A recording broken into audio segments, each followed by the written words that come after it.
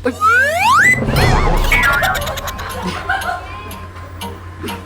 ba po? Grabe naman! Grabe sumakses from buldak to alio olio. Basically, Italian dish to. Bossing natin to ngayon eh. Sa boy, meron ka namang made with love to. Wow. Dried fish, dried shrimp, pero kulang sa loob. Wala. Kuya ang bango. Doon na pag Cooking with action.